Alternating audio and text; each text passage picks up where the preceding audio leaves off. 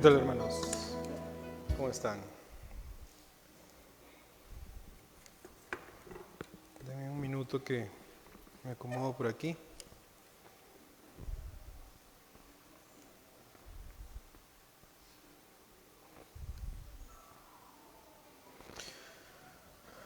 Muy bien, vamos a orar para iniciar.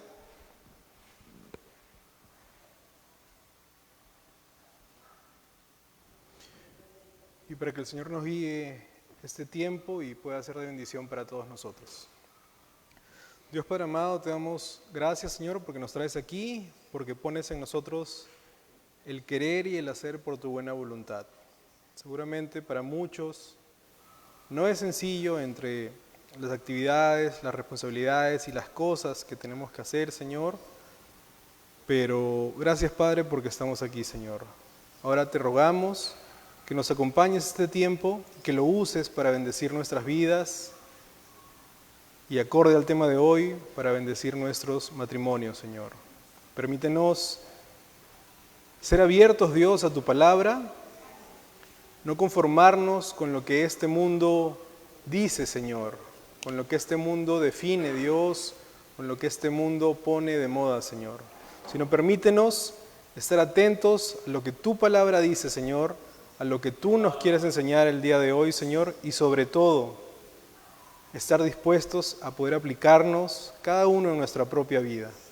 Ayúdanos, Señor, a que si en algún momento escuchamos algo que nos recuerda a alguien más, lo dejemos de lado, Señor, y nos concentremos primero en nuestras propias vidas.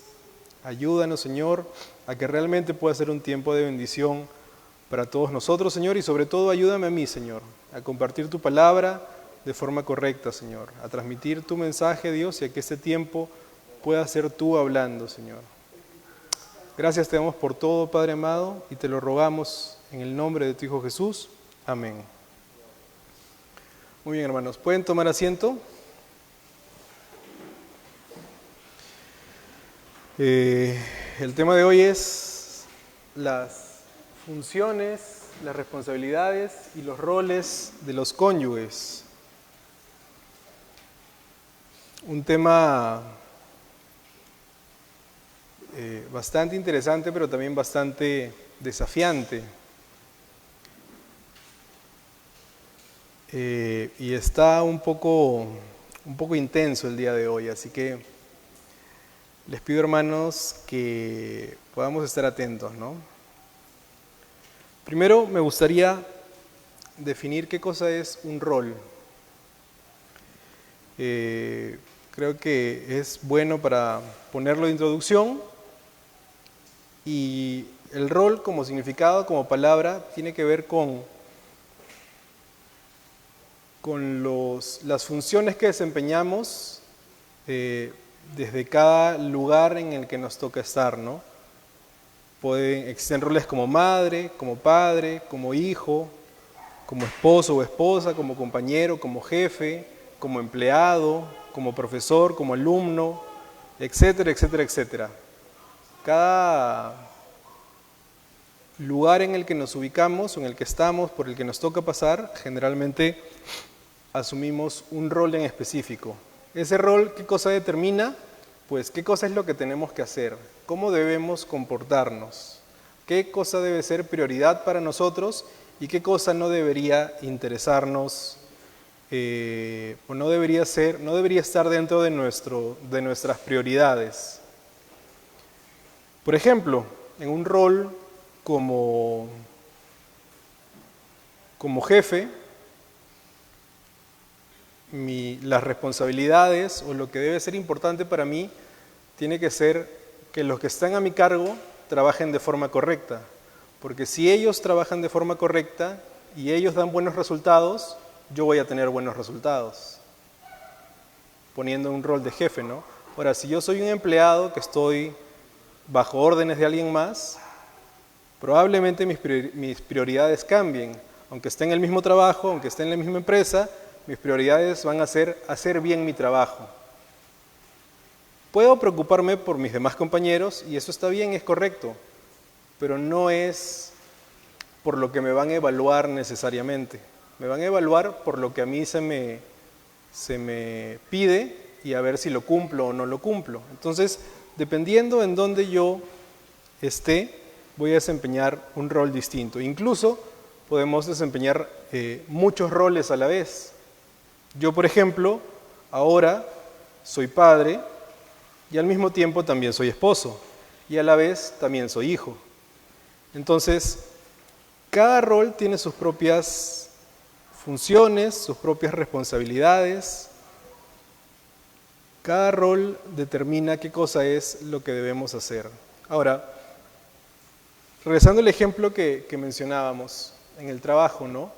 ¿Quién define cómo debe ser un rol de jefe o cómo debe ser un rol de empleado o un rol de gerente, un rol de director? ¿Quién lo define? Seguramente la empresa, ¿no? La empresa va a decir qué cosa es lo que tiene que hacer un jefe, qué cosa es lo que tiene que hacer un empleado, un analista, un asistente. Incluso a veces, entre una empresa y otra, los roles cambian. Cada empresa define cuáles son los roles y cómo debe ser un jefe, un analista, un empleado, un gerente, etc. Entonces, ¿quién define cuál es el rol de un esposo o de una esposa? Dios, ¿no? A través de su palabra. Sin embargo, también podemos encontrar otras definiciones. Si tú vas a la calle y preguntas a cualquiera, pues seguramente van a tener su propia definición. Dependiendo en el lugar en donde estés, a dónde vayas, con quién te encuentres, cada uno puede tener una definición parecida o muy diferente de lo que es un esposo y una esposa. En el mundo hoy en día se dicen muchas cosas del matrimonio, se dicen muchas cosas de los esposos y muchas cosas de las esposas. Y la mayoría son negativas. Sin embargo, se ha perdido mucho la sensibilidad a eso y lo que es malo, lo que es negativo, lo que puede dañar o destruir una familia, ahora se ha vuelto comedia. Es gracioso ver videos, chistes, comentarios en internet sobre lo malas que pueden ser las esposas o lo irresponsables que pueden ser los esposos. Y hay infinidad de cosas de ese tipo. No quiero dármelas de cucufato o algo similar, porque yo también veo esos videos y también me he reído muchas veces con las cosas que he visto. Sin embargo, mientras preparaba el tema, me ponía a pensar cuánto eso influencia en nosotros, cuánto eso nos hace ver normal lo que antes considerábamos incorrecto, cuánto nos sorprende o nos es indiferente el cómo funcionan las familias en el mundo y si eso está bien o no, si eso realmente está teniendo un impacto en nuestras vidas, en nuestro cristianismo, en nuestro testimonio o no. Sobre todo porque al preparar ese tema, aunque yo traté de hacerlo suave y sencillo, porque sabía que me iba a caer a mí primero lo que vaya encontrando en la palabra, pues al final encontré cosas que son fuertes, ¿no? Por ejemplo, y voy a tratar de tomarme el tiempo correcto para no pasarme, y vamos a ver los dos lados, el rol del esposo y luego el rol de la esposa. Como introducción encontré un comentario de John MacArthur que hablaba acerca del rol del esposo. Este comentario inicia de la siguiente manera. Dice el pastor MacArthur: siempre me ha parecido que en la gran mayoría de casos el éxito o el fracaso el éxito o el fracaso del esposo como líder espiritual es el factor clave para determinar el resultado de tales conflictos. Es decir, en la medida que un esposo entienda que su rol principal o uno de los principales es ser el líder espiritual, de esa familia, de ese matrimonio, ¿le va a ir bien o no le va a ir tan bien? ¿O le va a ir mal? Si el esposo fuera el tipo de líder que debe ser, obviamente a la luz de la palabra, la mayoría de los problemas dentro de la familia pudieran ser resueltos definitivamente. Una familia no sería, un matrimonio no sería conflicto, no sería sinónimo, de una relación conflictiva. Se ha hecho tan común la palabra tóxica o tóxico para referirse a la pareja, creo que todos en algún momento lo han escuchado, que ya hasta se hace normal, ¿no? En el mundo incluso ya no dicen mi enamorada, dicen mi tóxica. Y es lo normal. Y suena gracioso, pero realmente es algo malo, ¿no? O sea, ¿quién quiere estar con alguien así? Es tan aceptado hoy en día que ya ni siquiera es algo por lo que alguien se hace problema, ¿no? Prácticamente ya nadie busca a alguien bueno porque ya dan por sentado que las relaciones son tóxicas, que me van a restringir, me van a contener, no me van a dejar ser yo, voy a ser diferente. Y seguramente más de uno ha escuchado un consejo con una buena intención de alguien no creyente que te dice, mejor no te cases. A mí me lo han dicho muchas veces y yo he dicho, ya soy casado. Ah, bueno, lo siento mucho, me dicen. Porque seguramente ellos han experimentado en su propio matrimonio cosas muy negativas. Y cuando tristemente se han separado, se han divorciado o han dejado de funcionar como un matrimonio, han vuelto a sentir, entre comillas, esa libertad. Pero a la luz de la palabra, no es así, ¿no? Por eso el pastor MacArthur dice, si el esposo fuera el líder que debe ser, todos esos problemas pudieran ser, dicen, no desaparecen, van a existir, pero van a poder ser resueltos definitivamente. La Biblia dice que el que haya esposa, haya el bien. Y es totalmente contrario a lo que dice el mundo, que te dice mejor no te cases,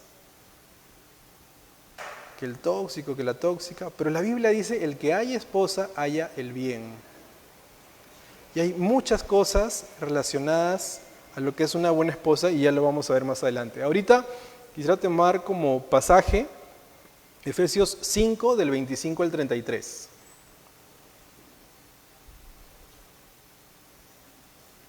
Es un pasaje bastante conocido.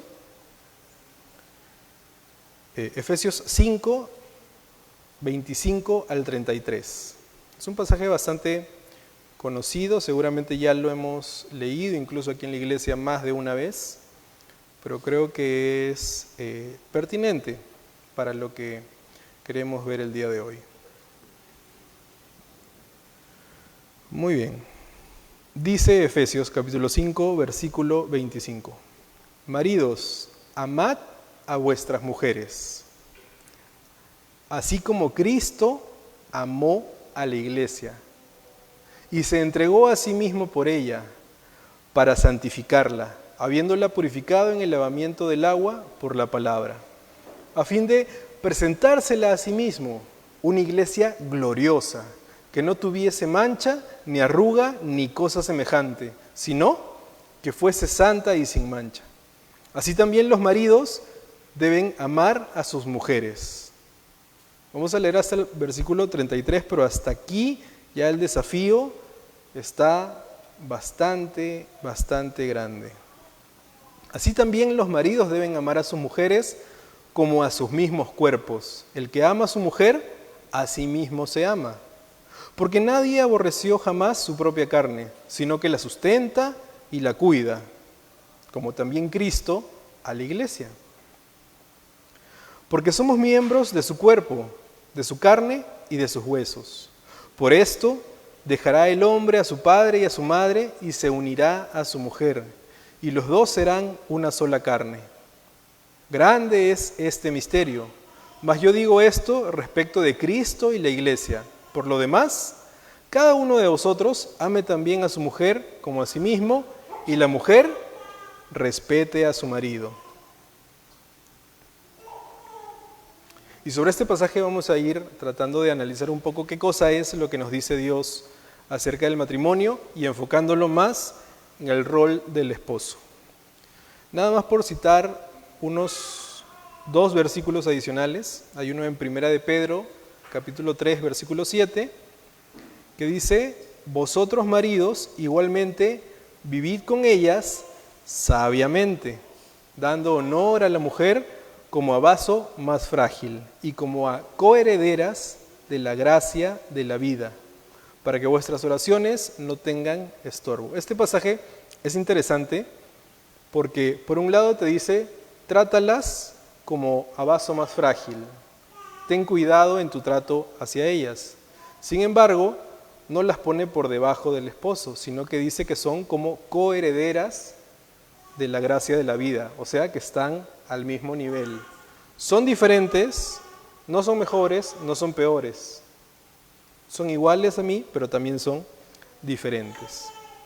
Y Colosenses 3:19 dice nuevamente, maridos, amad a vuestras mujeres y no seáis ásperos con ellas. Trátalas como vaso más frágil, no seas áspero con ellas. Y lo repite, ¿no? Y me quedaba pensando en mí mismo, en mi trato con mi esposa.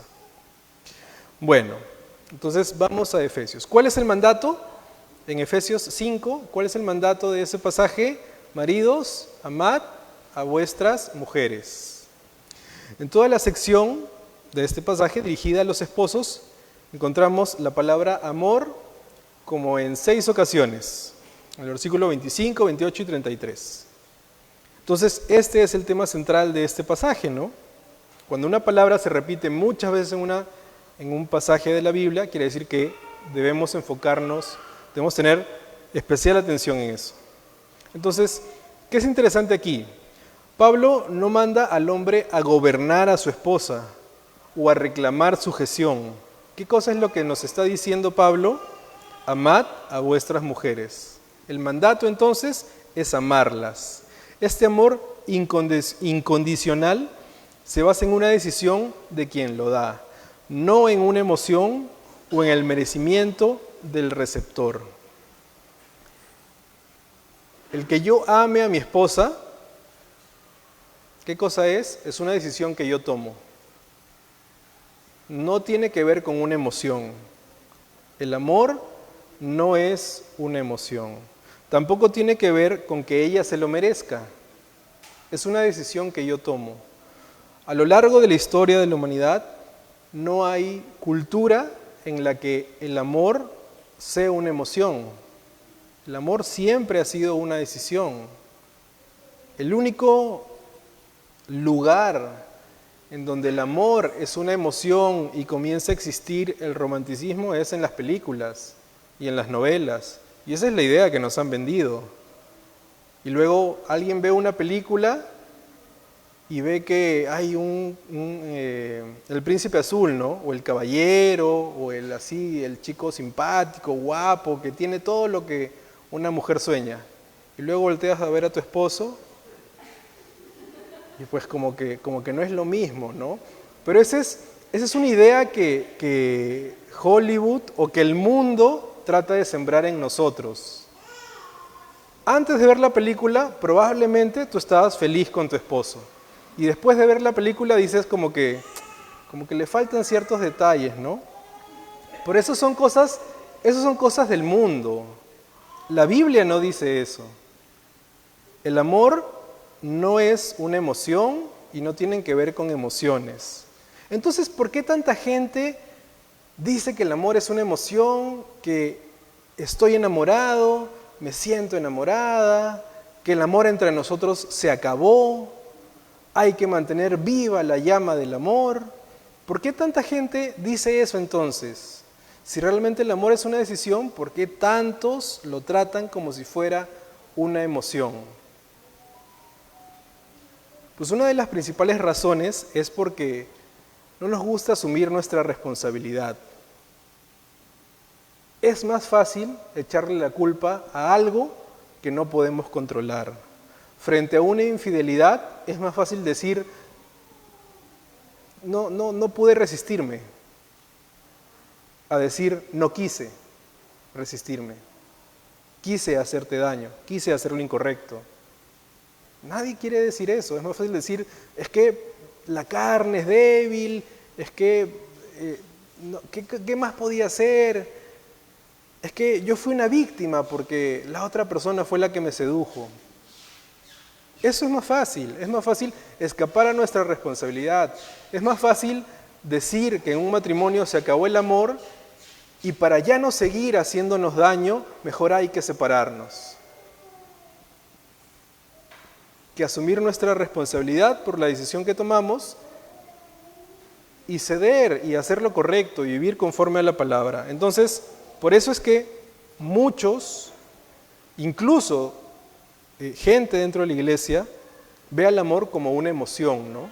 Se enamora del chico que le hace sentir mariposas en el estómago o de la chica que hace que el corazón le lata más rápido. Por eso son cosas efímeras y pasajeras. El amor es una decisión. La evidencia es que acá hay un mandato. No es una sugerencia, no es un consejo, no es el secreto para hacer un matrimonio feliz, es un mandato que Pablo está dando. Maridos, amad a vuestras mujeres. Si uno no fuera capaz de decidir amar a alguien, entonces Pablo no te podría exigir que lo hagas, porque no dependería de ti, sino de tus emociones, que cuando te sientas bien la ames y cuando no, pero no es así. Pablo está dando ese mandato, amad a vuestras mujeres. Ahora, ya vimos cuál es el mandato y ahora cuál es el modelo, de qué manera. Así como Cristo amó a la iglesia y se dio a sí mismo por ella. Entonces, el modelo del esposo ideal no es el galán de la película o de la novela o de las historias que has leído en algún momento. El modelo del esposo ideal es Cristo mismo, quien murió en la cruz porque amó a su iglesia. Todos sabemos que ningún ser humano pecaminoso tiene la capacidad para amar a plenitud. Todos, aún con nuestro mayor esfuerzo, damos un amor imperfecto. Un amor basado en cómo alguien me ha amado a mí y es lo que trato de replicar. A veces mi referente son mis padres, mi referente pueden ser la televisión, las películas, las novelas que he visto. Mi referente puede ser un matrimonio que conocí durante mi niñez y lo vi bien, entonces trato de replicar lo mismo, ¿no? Incluso a veces los errores de mi matrimonio no son mi culpa, sino son culpa de mis padres. Es que ellos eran así, es que yo nunca he visto esto, es que yo siempre he vivido en una familia de este tipo. Pero acá la Biblia te dice que tu referente para buen esposo es Cristo, quien murió a la cruz porque amó a su iglesia. Y la amó de una manera perfecta, de una manera divina. Y la amará por siempre, de manera incondicional. Cristo no ha dejado de amar a su iglesia. Y aunque su iglesia ha hecho muchas cosas que seguramente han puesto triste a Cristo, pero Él no la ama en función a sus méritos. Él decide amarla, Él decide salvarla. Él decide quitar toda mancha de ella para que se pueda presentar de forma gloriosa delante de Él mismo. Esa es la manera en la que un esposo debe amar a su esposa. Y este pasaje es la clave para entender eso, ¿no? Pablo dice, así pues, no seáis necios, sino entended cuál es la voluntad del Señor. Y no os embriaguéis con vino, en lo cual hay disolución, sino sed llenos del Espíritu. Eso lo dice en versículos antes de este pasaje, el 17 y 18. Solamente un esposo lleno del Espíritu Santo está en la capacidad de amar a su esposa con la misma clase de amor que tiene Cristo por la iglesia. Entonces, esa es la secuencia, ¿no? Primero Pablo va a decir que no te embriagues con vino. Si con algo te quieres llenar, llénate del Espíritu Santo. Y luego de eso, da el mandato de cómo debes tratar a tu esposa, de qué manera la debes amar.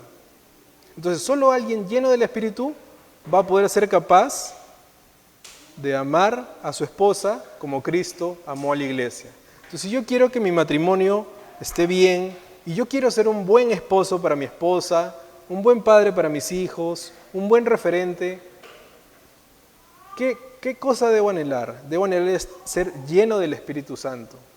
Y no solo anhelarlo, sino buscarlo activamente. ¿Cuál es la característica de este amor?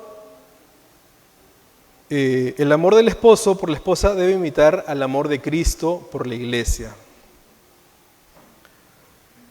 Es decir, debe ser sacrificial.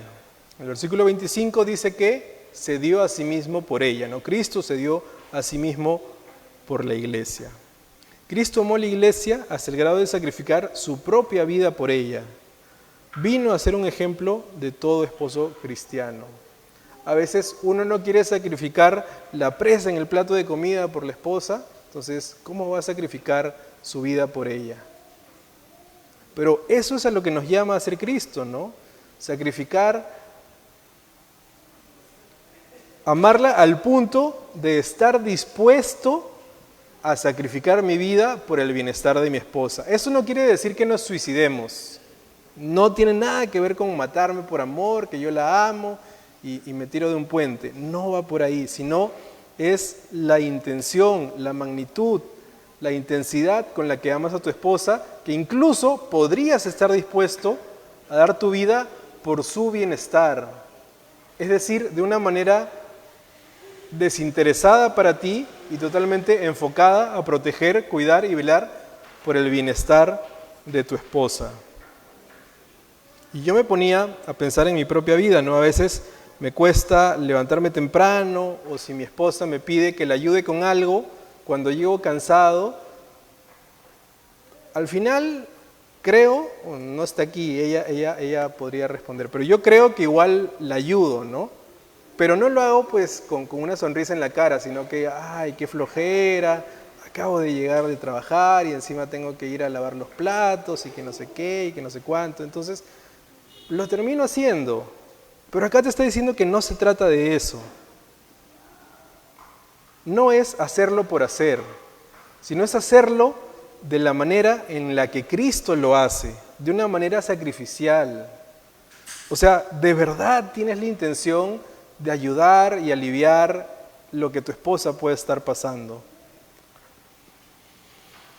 El amor del esposo debe ser purificador, para santificarla, dice el pasaje, ¿no? Habiéndola purificado por el lavamiento del agua con la palabra, a fin de presentársela a sí mismo, una iglesia en toda su gloria, sin que tenga ninguna mancha, ninguna arruga, ni ninguna cosa semejante.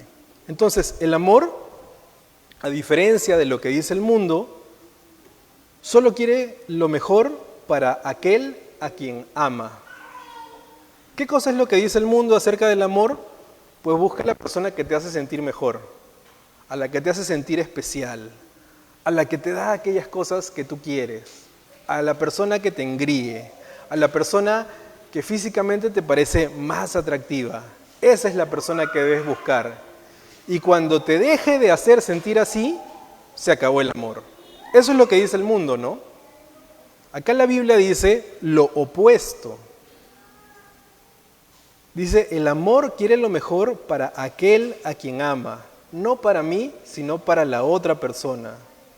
Y no puede tolerar que un ser amado se corrompa o se desvíe por cualquier cosa maligna o dañina. Y ahí entra mucho el rol de líder espiritual para tu esposa. Si tú la amas, pues debe importarte su vida espiritual. Cada uno es responsable de su propia vida espiritual, eso es cierto. El que tu esposo no sea un líder espiritual en este momento, de ninguna manera justifica que a una esposa no le interese las cosas de Dios.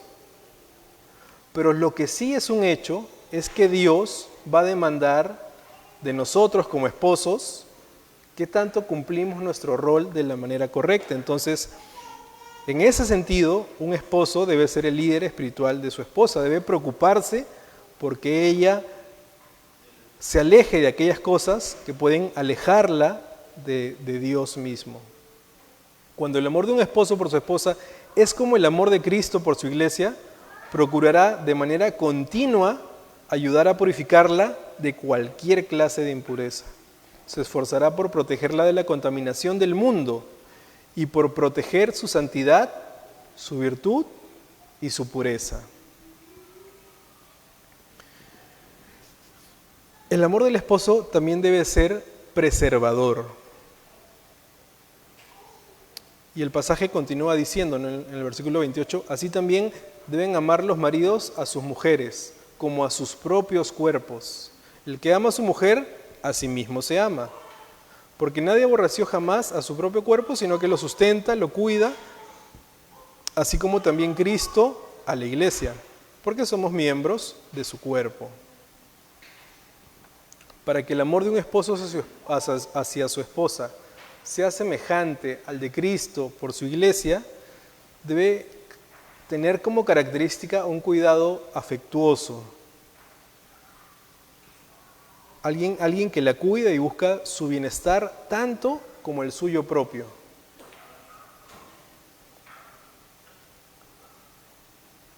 Alguien que ve algo especial en su esposa, ¿no? No es considerada solamente una cocinera, la ama de casa, una acompañante ocasional, una compañera sexual, sino que es alguien a quien tú realmente amas y te preocupas por su bienestar.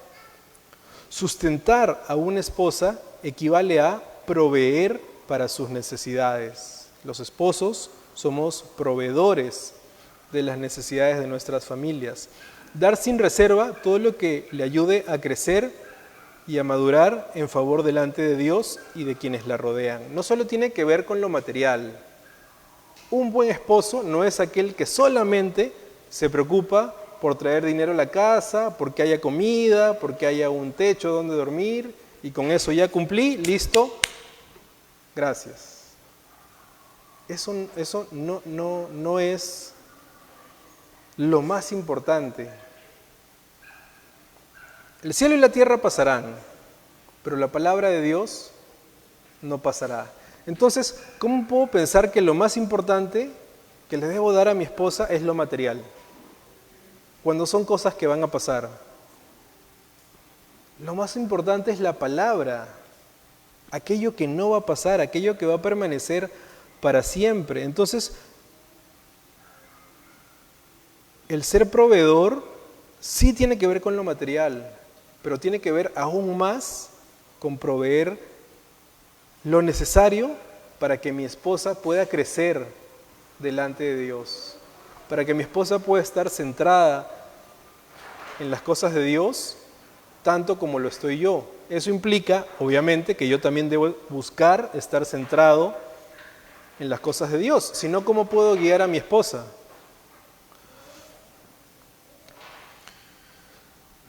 Si el esposo entiende que el principio que la esposa es parte de él, si entendemos que es parte de mí, entonces no voy a abusar de manera física o verbal de mi esposa, porque sería como abusar de mí mismo. No hay lugar a un maltrato físico, emocional, ni tampoco espiritual, porque debo verlo como hacerme daño a mí mismo. Y es todo un desafío, ¿no? O sea, lo que nos está diciendo aquí Pablo no es algo sencillo de poner en práctica. Muchos matrimonios les cuesta entender esa unidad, les cuesta entender que ahora son uno. Y hay cosas con las que sí es fácil, pues, unirlas, ¿no? Pero hay cosas con las que es difícil. Y en algunos casos, pues cada uno lleva su vida por su lado, ¿no? Cada uno tiene su espacio, cada uno ve sus propias actividades, cada uno anda en su propio mundo, cada uno maneja su economía por su cuenta, entonces a mí nadie me puede gastar cuando yo gasto mi dinero y yo tampoco voy a cuestionar cuando tú gastes tu dinero porque juntarlo implica un esfuerzo adicional y pues ¿quién quiere hacerse la vida más difícil? Entonces mejor que cada uno vea lo suyo. Y si te equivocas, pues tu culpa, ¿no? Y si yo me equivoco, pues ya es mi culpa. Mientras yo cumpla con pagar la luz, el agua, los recibos y todos los servicios, pues ya en lo que yo gaste mi dinero no me puedes reclamar. Porque es más fácil, ¿no? Es más fácil que rendir cuentas y ponerse de acuerdo y tomar una decisión en conjunto de en qué cosa es lo correcto gastar o no gastar nuestro dinero. Eso es más difícil, es ganarse problemas. ¿Para qué? ¿Con qué beneficio? Pues con lo que la Biblia dice, ¿no? Con lo que la Biblia dice. Y el amor del esposo debe ser inquebrantable. Por eso el hombre dejará a su padre y a su madre y se unirá a su mujer y los dos serán una sola carne. Grande es este misterio, pero hablo con referencia a Cristo y a la iglesia, ¿no? El matrimonio, yo siempre me preguntaba cuando era adolescente, ¿por qué usaba ese ejemplo, ¿no? ¿Por qué la iglesia era como una esposa? Yo no quería ser una esposa, yo era hombre, decía, ¿por qué tengo que ser esposa de alguna manera? ¿Por qué dan ese ejemplo? Pero el ejemplo es por la forma en que Cristo ama a la iglesia. El matrimonio debe ser un reflejo de ese amor entre Cristo y la iglesia. El esposo debe ser un reflejo de cómo Cristo ama a la iglesia. Y es por eso que se hace esa comparación. Porque no hay otra forma más clara para nosotros de poder entender cómo deben ser las cosas. Así como a Dios en muchos pasajes se lo presenta como a un padre que ama a sus hijos, para que nosotros tengamos una manera de entender, de saber cómo podemos procesar toda esa información y esa figura de quién es Dios, de quién es Cristo, es que nos dan ejemplos que son familiares para nosotros.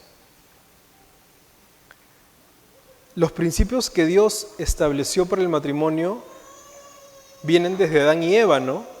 Y eso continúa en vigencia. Los tiempos de Pablo no lo cambiaron y en nuestros tiempos no debería haber cambiado. Por eso Pablo cita Génesis 2:24, ¿no? Cuando dice que el hombre debe dejar a su padre y a su madre y se unirá a su mujer, porque es la forma correcta de Dios. Que hayan muchos casos complicados en los que uno le toque vivir con sus padres o con sus suegros o de alguna manera, pues se puede dar, ¿no? Por ejemplo, a mí me ha tocado eso este tiempo, pero no significa que sea lo correcto, no significa que sea lo mejor, no significa que eso sea lo primero en lo que yo debo pensar. Quizás sea lo único que puedes hacer en ese momento. O quizás sea lo más fácil, lo que implica menos esfuerzo. ¿Para qué me voy a ir si ya aquí tengo a mi papá, a mi mamá que me cocina, me sigue dando propina, me ayuda? Entonces, irme a otro lado significaría, de todas esas cosas que me puedo apoyar con ellos, ser responsable yo. Entonces, no, ¿para qué? O sea, hay muchos aspectos del matrimonio por los que es de mayor bendición separarse, porque te va a permitir crecer y conocer a tu esposo o tu esposa de una manera mucho más profunda que cuando vives de alguna manera dependiendo de otra familia más, ¿no? Yo, gracias a Dios, me llevo muy bien con mis suegros, ¿no? Y no tengo nada en contra de ellos. Pero eso no quita que lo que dice la Biblia es mejor. que lo que yo pueda hacer o experimentar. Yo no voy a cuestionar de ninguna manera lo que dice la Biblia por alguna excepción o algún caso de alguien que le fue bien o tuvo beneficios. Lo que dice la Biblia no solo es lo mejor, sino es lo correcto siempre. Entonces, Dios ha puesto una gran responsabilidad delante de los esposos y al mismo tiempo les ha dado las herramientas para llevar a cabo su función dentro del hogar. El hombre ha sido alcanzado por la gracia y el amor de Jesucristo. Y nuestra obediencia a Él tiene el poder para poder lograr amar a nuestra esposa como Dios ama a la iglesia. Es su palabra la que nos puede fortalecer. Es el poder del Evangelio lo que puede traer esa correcta actitud delante de mi esposa y sobre todo de manera no condicionada, de manera incondicional. Y definitivamente una mujer que es amada de esa manera por su esposo va a dar gracias a Dios por su matrimonio. No va a pensar en que mejor era cuando era soltera o todo lo que se dice en el mundo, ¿no?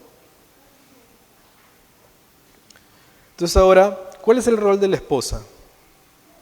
Y este también es un pasaje muy conocido, ¿no? Proverbios 12:4.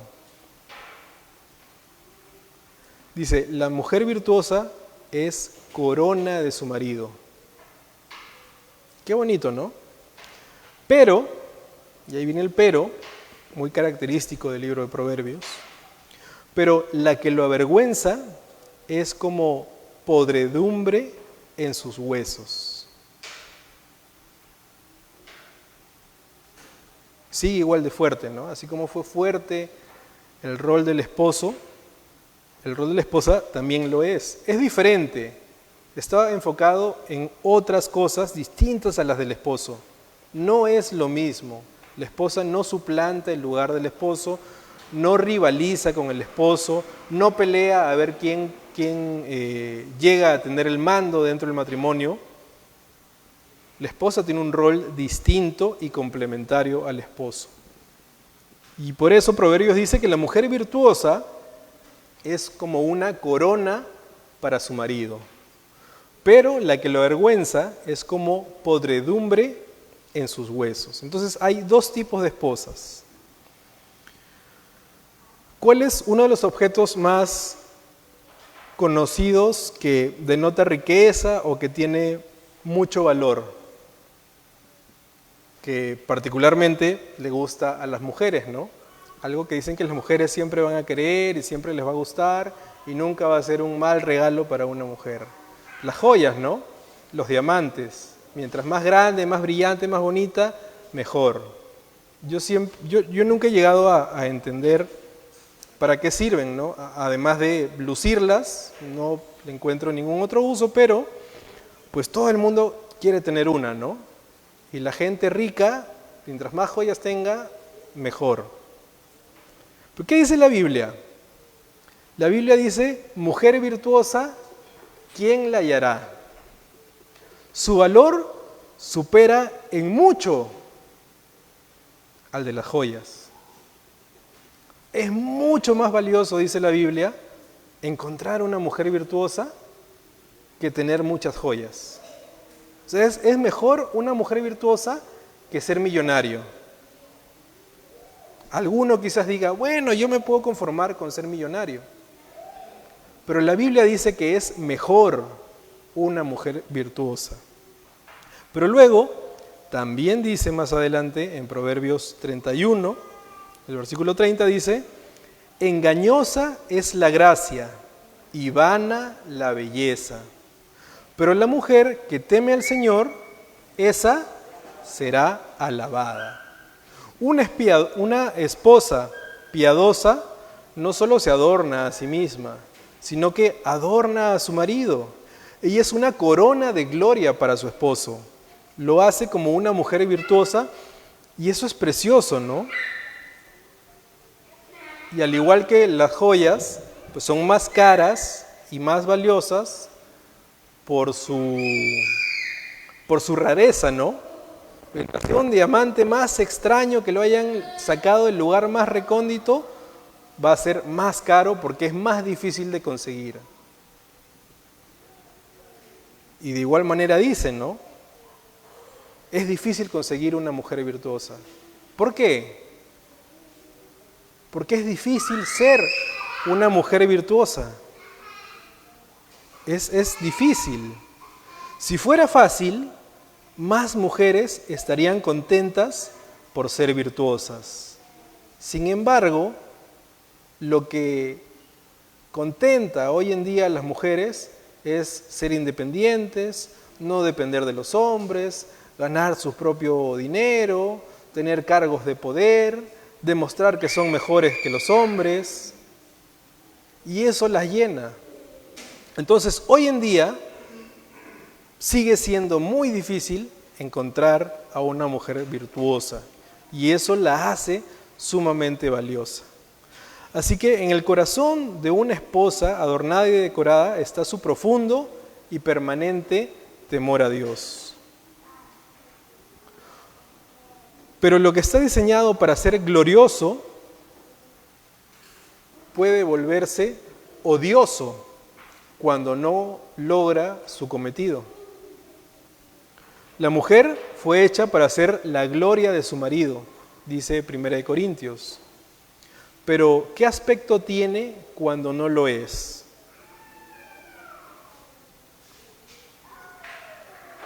El pasaje que leíamos en Proverbios 12 nos da una idea, ¿no? Dice, o es una corona para su marido, o es podredumbre para sus huesos. Entonces, la Biblia también habla de cómo es una esposa que no anhela ser una mujer piadosa, que no anhela ser una mujer virtuosa, sino que se conforma con lo que el mundo dice que es una mujer exitosa. Y es bastante fuerte, ¿ah? Proverbios, dice, es mejor habitar en tierra desierta que con mujer rencillosa y molesta. O sea, mejor ándate a vivir al desierto.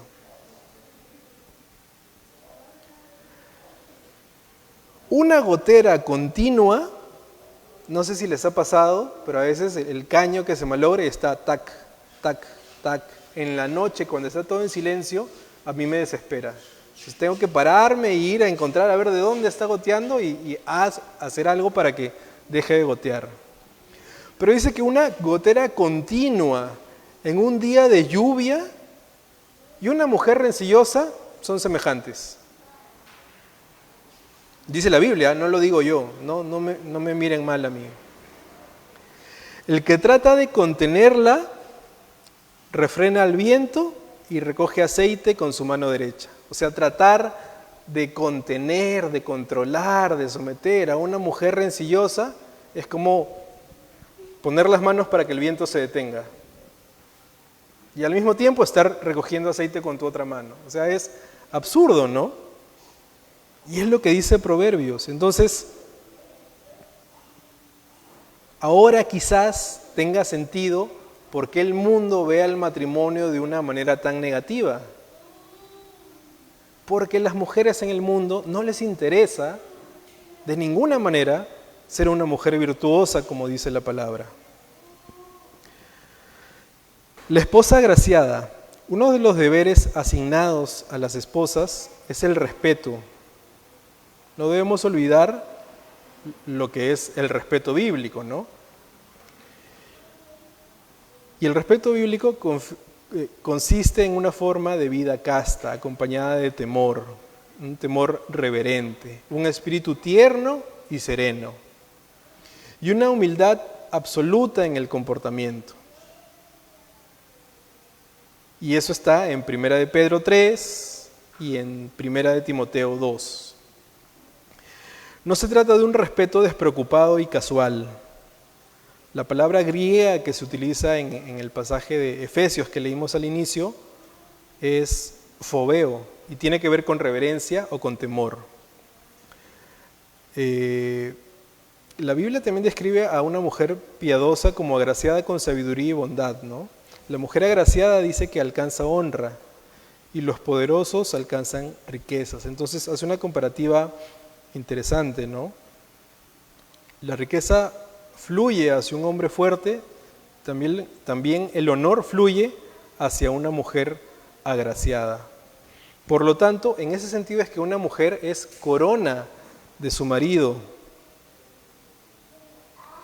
Entonces, si una mujer es corona de su marido, va a traer honor a él, ¿no? Va a realmente adornar así como una corona honra a un rey. Así como una corona le da ese poder y esa autoridad a un rey, de igual manera, y en ese sentido es que la esposa es una corona para su marido, ¿no?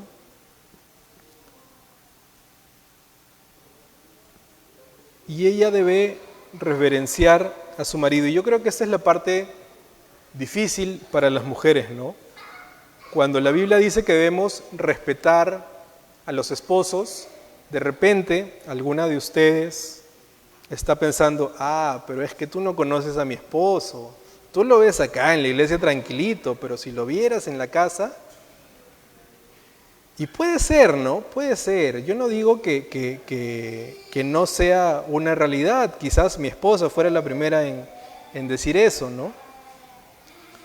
Pero este respeto del que habla la palabra no es un temor, no es un respeto por miedo, sino es una reverencia sana y piadosa. Cualquiera que piense que esto degrada a la mujer, que esto la pone por menos, pues debe preocuparse, ¿no? Porque eso quiere decir que nos falta profundizar más en la palabra. El temor o el respeto del que habla la Biblia, así como el esposo debe tener un amor incondicional por su esposa, el temor o el respeto del que habla la Biblia también es un respeto incondicional. O sea, una esposa debe respetar a su esposo no porque se lo merezca, no porque se lo gane. Mira, si quiere que lo respete, primero que se levante temprano, que haga esto, que haga esto, que haga esto. O sea, no tiene nada que ver con eso. Es un respeto porque es un mandato de Dios. Cuando tú trabajas en una compañía, puede que tu jefe o el dueño o el gerente tenga sus defectos, pero tú no vas y lo tratas mal, no vas y lo insultas, no vas y lo menosprecias, porque es el gerente. Sea bueno o sea malo, es el gerente y lo tienes que tratar como tal. Es la misma figura en un matrimonio. El esposo es el esposo. Sea bueno, sea malo, tenga defectos, tenga virtudes, tenga lo que tenga, Dios te dice que tienes que respetarlo y por obediencia a Dios tú tienes que hacerlo. Si tú no lo haces, no solo le estás faltando el respeto a tu esposo, sino a Dios. Si tú esperas que tu esposo sea merecedor o digno de respeto, pues primero va a venir el Señor y después pasará eso, ¿no? O sea, no tiene sentido porque tu esposo es tan imperfecto y tan pecador como tú.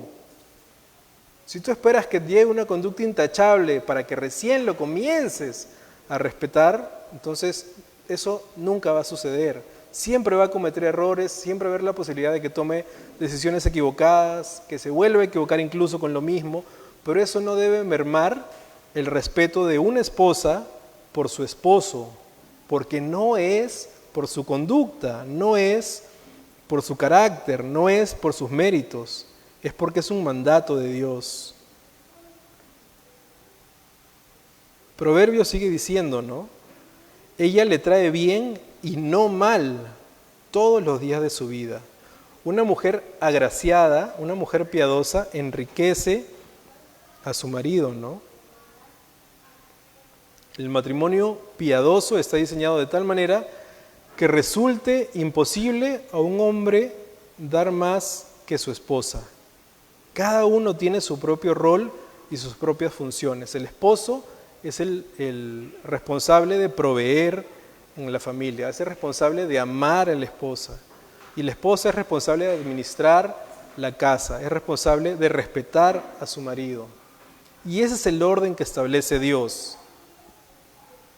Oye, ¿y qué pasa si este rol o esta función la cambiamos al esposo y del esposo a la esposa? ¿Funciona o no funciona? No lo sé. Quizás sí, quizás no. Pero yo nunca, y Dios me guarde de ello, al menos conscientemente voy a tratar de cuestionar lo que dice la palabra, ¿no? Si yo soy creyente, soy cristiano, he aceptado a Jesús como mi Salvador, he aceptado que la Biblia es la palabra de Dios y que Dios es el creador de todo lo que existe, y Dios dice que debo amar a mi esposa de manera incondicional, pues entonces eso es lo que debo buscar hacer. Si dice que la esposa debe respetar a su esposo, no porque se lo merezca, sino por obediencia a Dios, pues eso es lo que una esposa creyente debe hacer. Poner peros, creyendo que justificas el no someterte o el no respetar, es cuestionar a Dios, ¿no? Es pensar que de repente Dios se ha equivocado. Es que, bueno, pues eso lo escribió en el Antiguo Testamento, no conocía a mi esposo, si no, de repente el versículo diría otra cosa.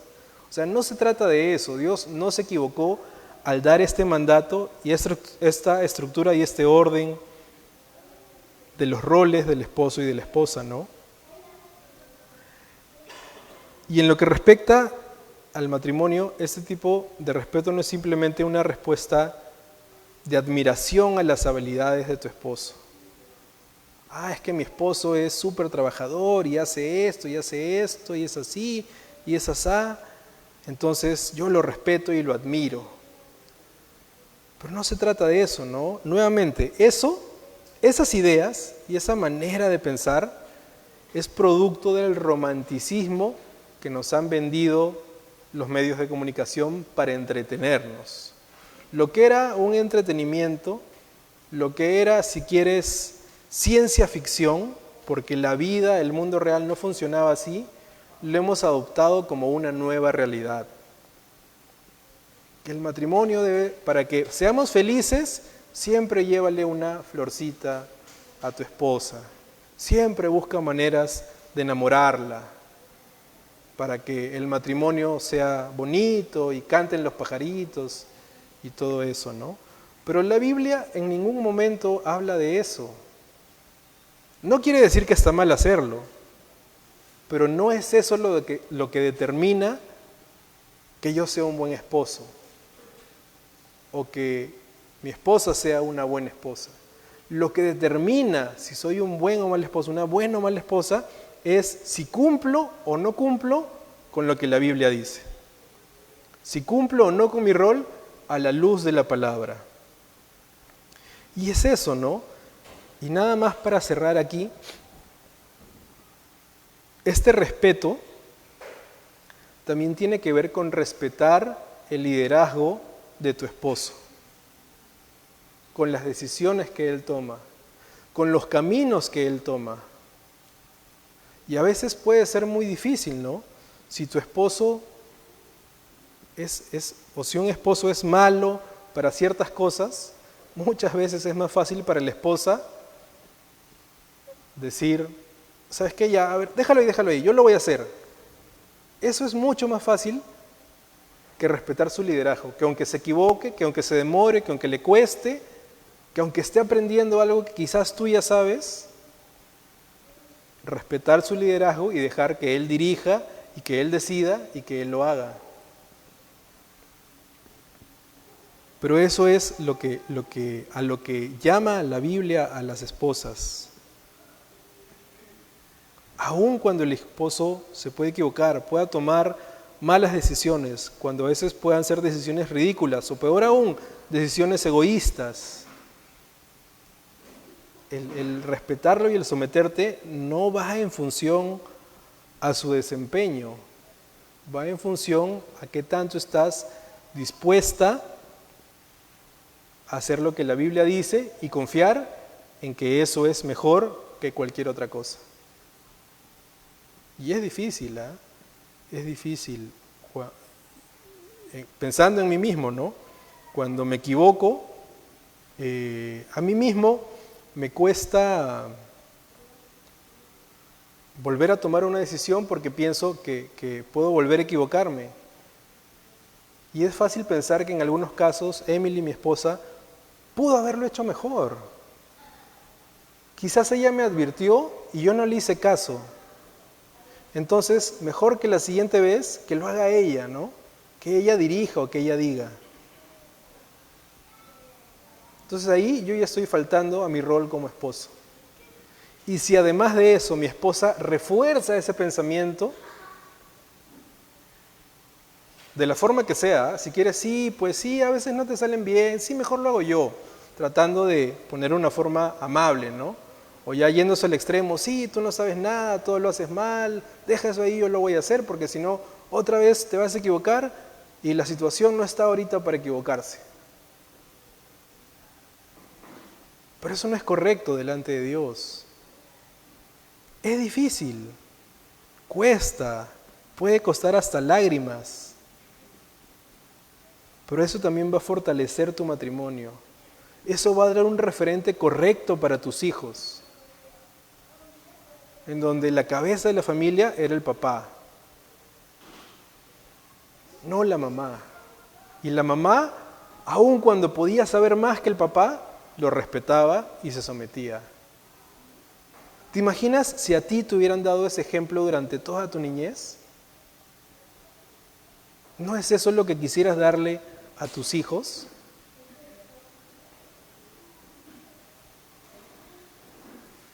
¿O no es eso lo que quisieras de aquí en adelante para tu propio matrimonio? Decía el pastor MacArthur al inicio, ¿no? Si el esposo se tomara en serio su rol de líder espiritual, y si me permiten agregar, y la esposa se tomara en serio su rol de respeto hacia su esposo, pues todos los problemas del matrimonio se podrían solucionar definitivamente, ¿no? Entonces, creo que con esa conclusión me quedo yo y también creo que es una buena conclusión para todos, ¿no? Que Dios nos ayude, amados hermanos, a poder estar a la altura de lo que su palabra nos enseña. Que el Señor nos salve de conformarnos con lo que el mundo dice que es mejor o que es bueno. Porque ya vimos que en muchos casos es completamente opuesto a lo que la palabra dice. Gracias.